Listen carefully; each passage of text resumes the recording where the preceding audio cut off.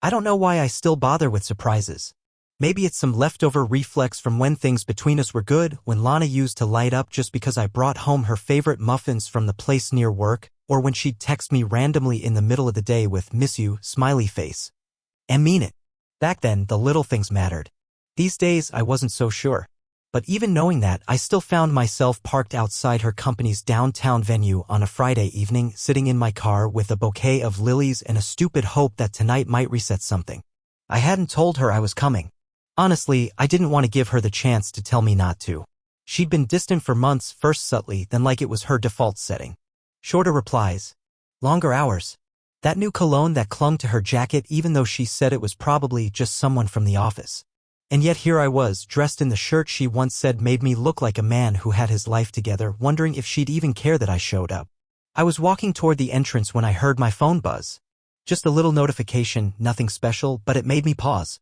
It was a story from her company's shared Instagram account. Normally, I would have swiped it away, but something made me tap. The video wasn't long, maybe 20 seconds. One of those montage reels set to upbeat music, showing off the crowd, a few smiling faces, some flashy lights. They were really trying to sell the whole cool startup culture vibe. I didn't expect to see her in it, but there she was, Lana off to the side of the main group holding a glass of wine, her hair tucked behind one ear like she always did when she was trying to look effortlessly composed. She was smiling. Not the kind of smile I saw anymore at home. This one had warmth in it, almost mischief. Then she laughed. A small tilt of her head, just loud enough to cut through the music. "I'm single," she said. Just like that. Easy. Light, but clear. She laughed again like it was nothing. I watched it twice, then 3 times. Maybe she was joking. Maybe it was out of context. Maybe there was some inside reference I wasn't catching. But I was standing there with flowers in my hand like a cliché, watching the woman I married announce to a room full of people and whoever else might see the company's Instagram that she was single. And the worst part? She looked like she meant it. I didn't go in. I stood there for a few more minutes, trying to convince myself that I hadn't heard her right. That it was part of a longer sentence. That maybe she was talking about someone else or quoting a line from a show. Anything. But the longer I stood there replaying it in my head, the more the denial peeled away. The smile. The ease. The practiced casualness in her tone. No stumble. No hesitation. Just, "I'm single." And then laughter. I turned around and walked straight back to my car. I don't remember much about the drive home. Just streetlights melting into one another, traffic signals blinking like they were trying to warn me of something I'd already figured out too late. My knuckles were stiff from gripping the steering wheel, and I realized I'd crushed the flower stems at some point. They sat limp in the passenger seat, damp and broken. At home, I didn't cry. I didn't rage. I didn't even pour a drink. Instead, I went into autopilot. I pulled out the nice plates, the ones we got as a wedding gift but barely used. I boiled water. Set out candles. Found the cheap bottle of Pinot Grigio she always pretended to like, the one she said tasted fancy even though I'm pretty sure it came from a corner store with dusty shelves. I opened it anyway. I wanted everything to look perfect. Not as a romantic gesture. This wasn't a peace offering. It was a requiem in disguise. The table was set. The food was ready. The lights dimmed. And then I waited. She came home around 8:40. I heard her keys before the door opened. Then her heels on the hardwood. The slight pause, half a beat too long, when she walked in and saw the table. Her voice followed a second later. "Oh, wow. What's all this?" I turned from the kitchen like I hadn't seen the video. Like I hadn't been standing just outside her event an hour ago. I smiled, not wide, but just enough to pass. Just figured we could have a nice dinner. No occasion. Just us. She blinked. Tilted her head slightly like she was trying to figure out the angle. But she didn't ask more. She put her coat on the back of a chair, slipped her heels off, and walked over like nothing was wrong.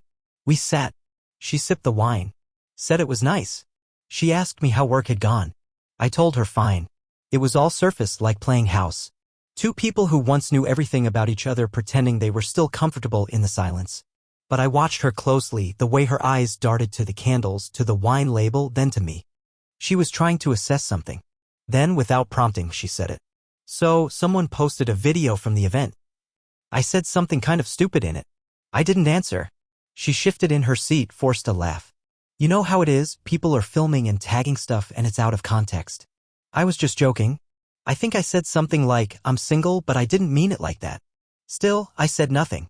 I just chewed. Swallowed. She kept going. I think I was talking about this weird dating app one of the interns mentioned and I said something dumb. Like, I'm single, you know, just repeating it sarcastically. The words tumbled out too fast. Each one trying to cover the last. She avoided my eyes entirely now, poking at the pasta like it might rescue her from the weight of her own defense. I didn't even realize I said it until someone pointed it out. I thought, oh my god, what if Calvin sees that and thinks I meant it seriously? Like I'm out here announcing I'm single. She smiled like that might lighten things. A nervous tick. I still hadn't said a word about it. Not a single question. And yet she was unraveling in front of me. It wasn't the comment that hurt the most. It was the explanation. The way she preemptively launched into damage control told me everything I needed to know. She knew she had been caught. There was no outrage. No confusion. No, what video or what are you talking about? She knew exactly what I'd seen because she had already played it back herself, probably the second she realized someone had posted it. She'd rehearsed this. She probably practiced it in the mirror on the way home, imagined how to spin it into something harmless. That told me more than the video ever could. She wasn't surprised. She was prepared. And somewhere, buried in all that careful justification, was the truth she wasn't saying. She didn't think I'd be watching.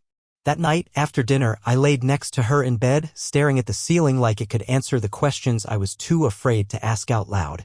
Lana had already turned on her side, her back to me, breathing shallow and steady, either pretending to sleep or genuinely unbothered. I couldn't tell which would have been worse. I thought about how easily she'd breezed through that whole performance. The rushed explanation over pasta. The guilt she tried to hide behind that paper-thin smile. The way her voice changed, too soft, too careful, like she was managing a crisis. But I wasn't a crisis. I was her husband. I rolled over and stared at the back of her head. She always used to sleep with her hair up, but now it draped over the pillow in loose waves, smelling faintly of something unfamiliar. Some kind of floral musk I didn't recognize. Not the shampoo she used to buy in bulk. Not the lavender oil she sometimes dabbed on her wrists. This was different. New. And just like that, the questions started multiplying. How long had she been pulling away? A month? 2? Or was it longer than I wanted to admit? I started tracing backward, stacking moments like tiles in a broken mosaic, each one small on its own, but together forming something I couldn't unsee anymore. There was the night 2 months ago when she came home late from a book club that she insisted on joining. She hadn't even mentioned liking the book. When I asked what they'd read, she couldn't remember the title. She brushed it off with a laugh, said they mostly drank wine and gossiped. But I remember the smell of bleach on her coat when she hugged me goodnight and how her hands smelled like the kind of soap you'd find in a gas station bathroom. I didn't think much of it at the time.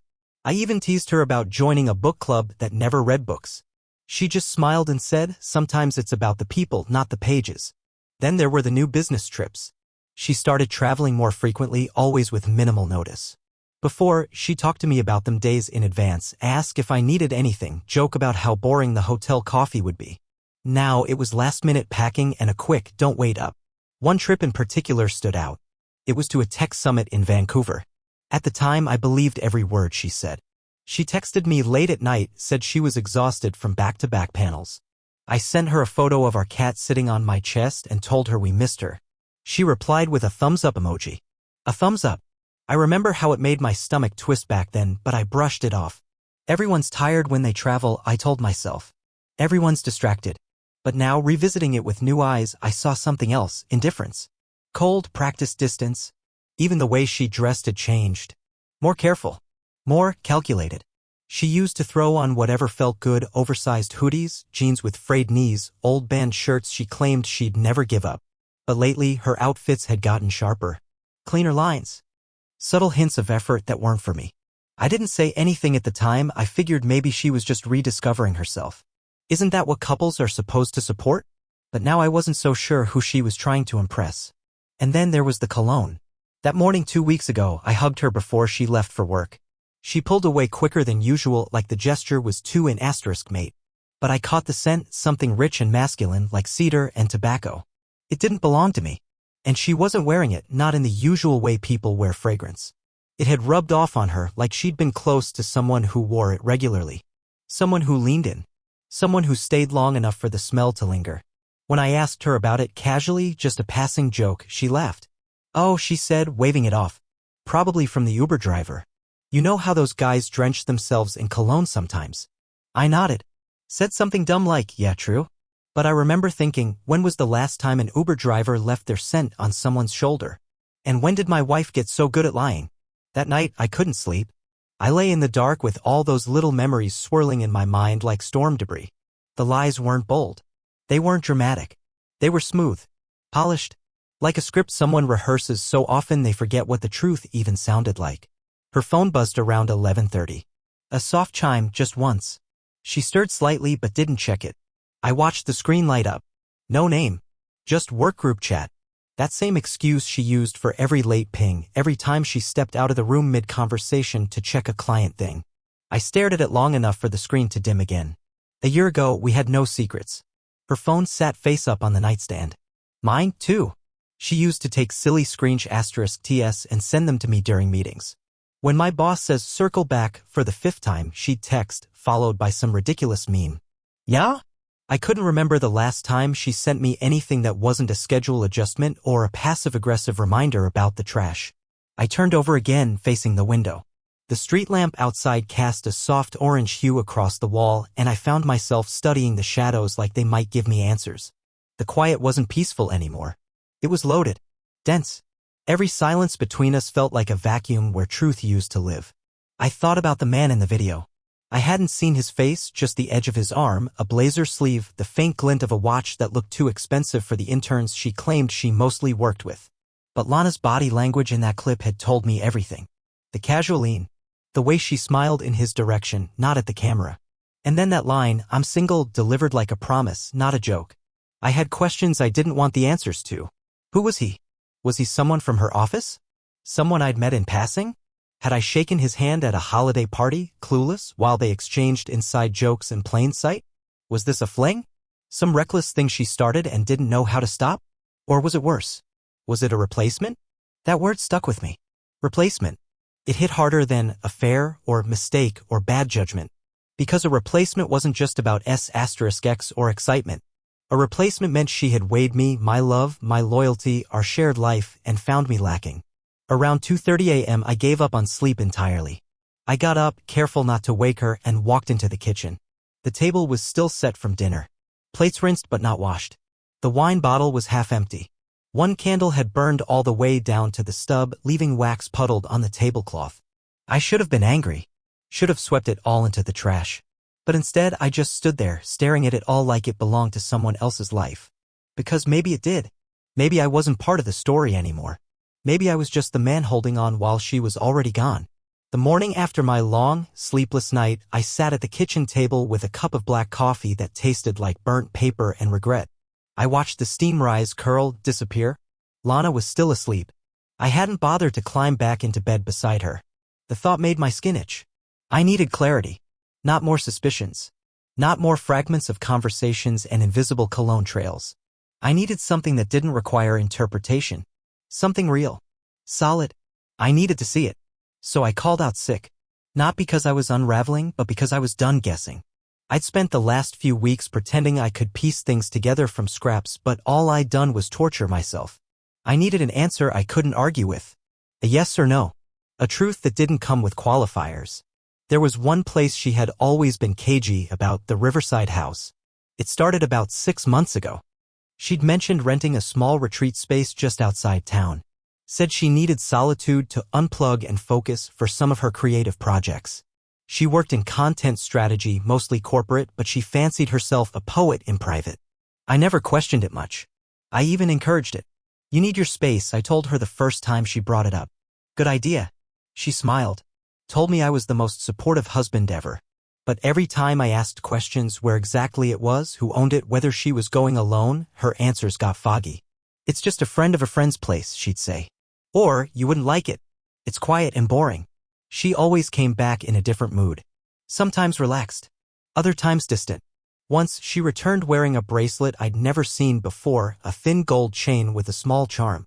I asked where she got it and she told me it was part of a gift bag from a retreat group. Something about that made my teeth clench. That was the place I needed to see. And if I was right, if my gut wasn't just screaming into a void, then I knew exactly who would show up there today. So I drove. I didn't even pack a bag. I just got in the car and went, armed with nothing but a dead stare and a quiet, boiling resolve. The Riverside neighborhood was more wooded than I expected. It wasn't far from town, but the trees were dense and the lots were spaced out.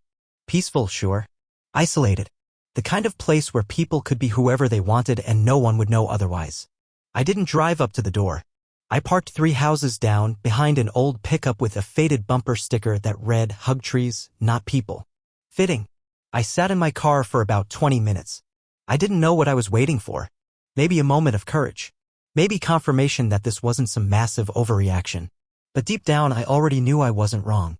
At 11:12 a.m. a black SUV pulled up to the house. I sat upright. I recognized the man before I realized I did. He'd been in that video from the corporate event, just out of frame, arm visible, voice laughing in sync with Lana's. Now I saw the rest of him, clean-cut, tall, dressed like he took himself very seriously. Blazer, no tie, sunglasses, gym body. The type that says I read leadership books and drinks cold brew like it's a personality trait. He got out with a small duffel bag. Walked to the door like he belonged there. No knock. Just a key. I waited. For minutes later, the door opened again. Lana stepped out. She looked comfortable. Like she lived there. Hair tied up. Soft cardigan. Slippers. Holding a coffee mug I'd never seen before, pink with some cutesy quote I couldn't read from the car. She smiled when she saw him. That same smile from the video.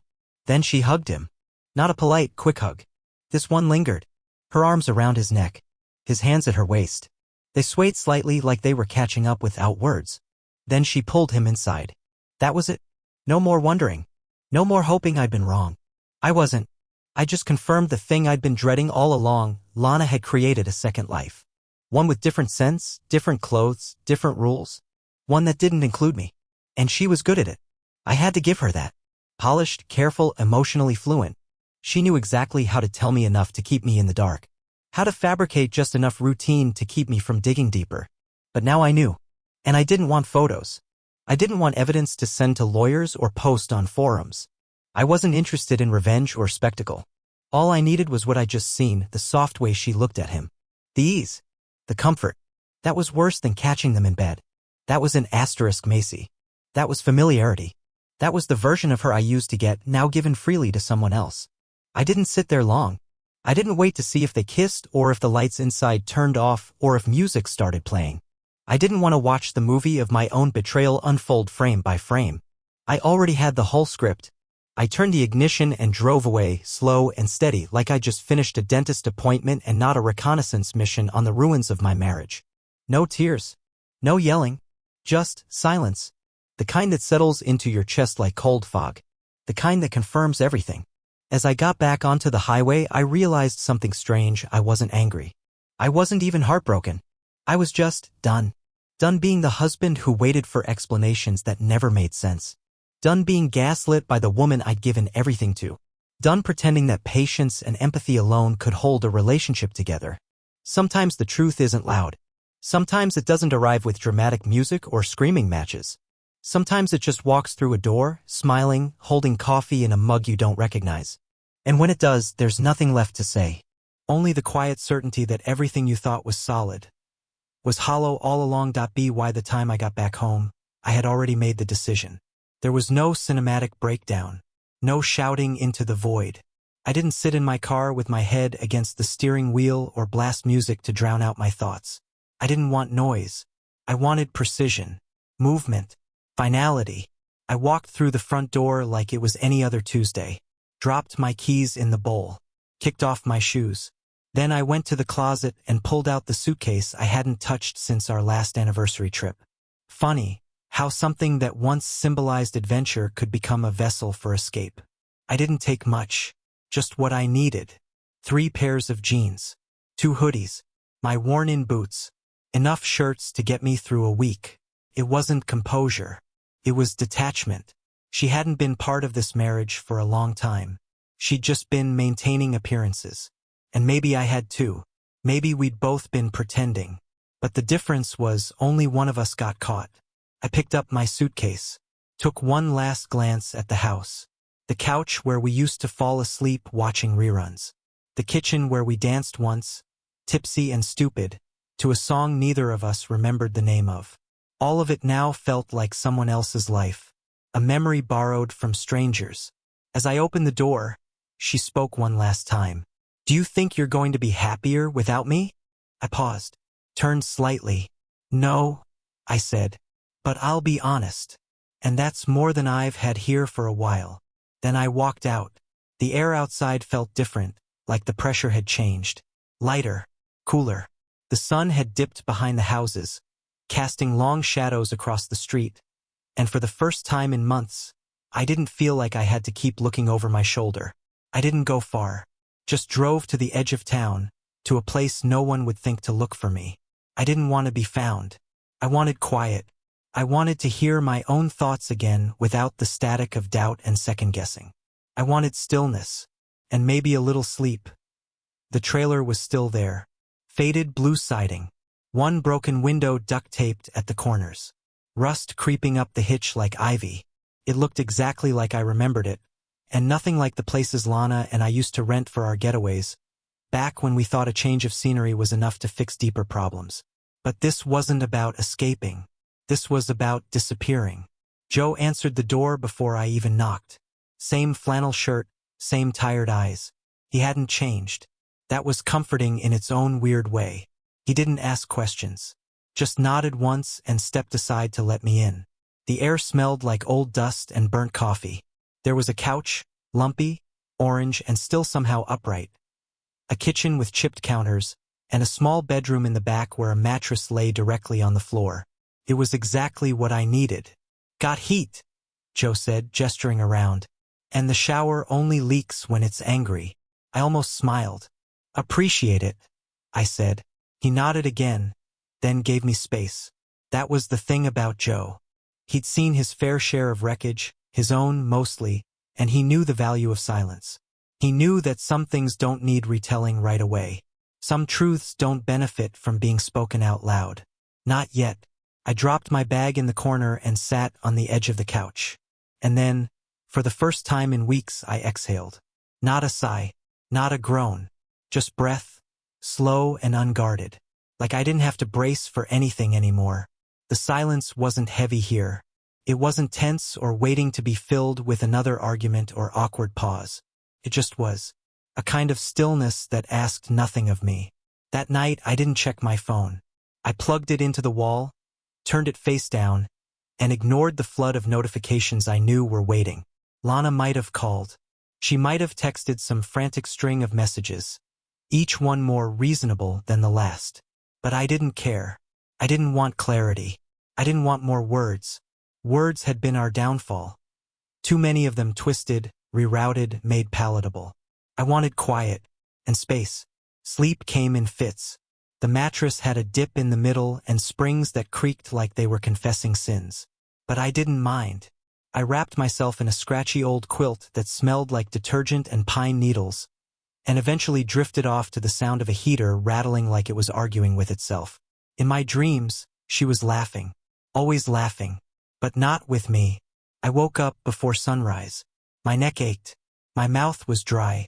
But there was a strange clarity in my head, like something had finally settled after weeks of spinning.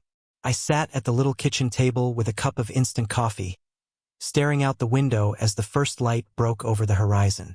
There wasn't much of a view, just dry grass, some scattered trees, a chain-link fence in the distance, but it felt more honest than anything I'd seen in months. It reminded me of my dad. This trailer had belonged to him once, back when I was a teenager. He used to bring me out here during the summers, let me help him fix up old junk cars. He was a quiet man, said more with a nod than most people could with a full paragraph. I didn't appreciate that back then. Thought he was distant, cold even. Now I understood him. Sometimes silence isn't absence. Sometimes it's survival. Later that day, Joe offered me some frozen lasagna and half a warm beer. I accepted both. We didn't talk much. He asked if I needed anything from town, and I said no. That was it. By the third day, I started sleeping through the night again. Not deeply, but without interruption. No more sudden jolts of panic. No more dreams of voices behind closed doors or half-heard whispers over wine glasses. Just rest. Uneven but real. I started taking walks around the lot. There wasn't much to see. An old fire pit, a busted lawnmower under a tarp, some broken lawn chairs, but the act of walking helped. Gave me rhythm. Let me move my body while my mind stayed still. I thought about her less with each passing hour. First, it was like detox. Everything triggered a memory. The way the fridge hummed reminded me of the one back home, how it used to knock once, randomly like a ghost. The sound of wind through the screen door reminded me of late nights when Lana and I would sit out on our porch, talking about nothing, sipping wine she pretended to like. But as the days passed, those memories started to lose their color. They didn't sting. They didn't even feel like mine. It was like remembering someone else's life. A movie I'd watched once, then forgot the ending. The hardest part to let go of wasn't the betrayal, it was the routine. I missed the predictability of waking up beside someone, the quiet clinking of dishes in the morning, the way she'd hum under her breath while getting ready, the domestic choreography we had built over years of trial and error. That rhythm, that familiarity, it was a kind of comfort. But comfort can lie to you. It can trick you into thinking things are okay just because they're known. The truth is, we had been hollow for a long time. Even before the affair. Before the lies. Something had frayed at the edges. Maybe we both knew and just chose not to say it out loud. Maybe that silence was our first betrayal. On the 5th day, I finally opened my phone. There were texts from her. Of course. First, "Can we talk?" Then, "You don't have to disappear. We can figure this out." And later, "I never meant to hurt you." I was confused. Each message more desperate than the last. Each one full of justifications dressed as apologies. I didn't reply. What was there to say? What words could she offer that would rebuild what she tore apart with a smile and a coffee mug I didn't recognize? There was one voicemail. I didn't listen to it. I deleted it without hitting play. A small victory. That night, I sat outside on the steps, wrapped in a hoodie, watching the stars. The sky was clearer out here. The kind of sky that reminded you the world was bigger than whatever was breaking your heart. I thought about the early days. How she used to fall asleep on my chest, limbs tangled, breathing soft and steady. How she'd text me things like, "I saw a dog today and thought of you," and it would make my whole afternoon better. I thought those memories would hurt, but they didn't. They just felt far away, like souvenirs from a place I wasn't sure I'd actually visited. Maybe that's what healing is. Not a grand epiphany, not a tearful monologue or a breakthrough moment. Just a quiet shift, where the weight starts to ease without you noticing. I stayed another 3 days. Didn't talk to anyone. Didn't check emails. Didn't make plans. I didn't cry. Not because I was holding it in, but because there was nothing left to grieve. She'd already mourned our marriage long before I did. She just did it with someone else beside her.